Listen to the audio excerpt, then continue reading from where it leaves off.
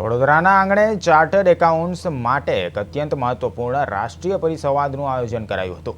આ 2 દિવસીય મધ્યસ્થ મંચ પર દેશભરના નામાંકિત ચાર્ટર્ડ એકાઉન્ટ્સ, ઉદ્યોગ જગતના અગ્રણીઓ, નાણાકીય નિષ્ણાતો અને ટેકનોલોજી ક્ષેત્રના માંધાતાઓ એકત્ર થયા હતા.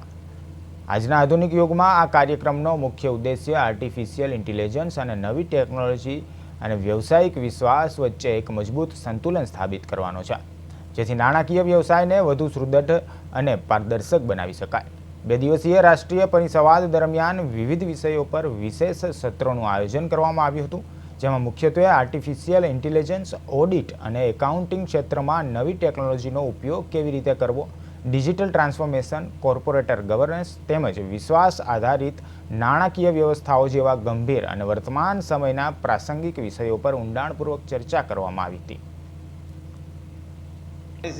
A 2 days national conference towards professional development.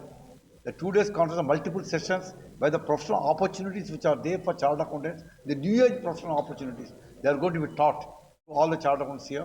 So more than 600 chartered accountants have participated in this event today, and the chartered accountants from Madhya Pradesh, Maharashtra, all parts of Gujarat, and from Rajasthan also they have come on. Financial માર્કેટ્સમાં પહેલાં સીએને ખાલી taxation અને ઓડિટમાં champions કહેવાતા હતા, પણ હવેનું જે environment છે એમાં ઘણા બધા એરિયાઝ છે જ્યાં સીએસની ઘણી ડિમાન્ડ છે.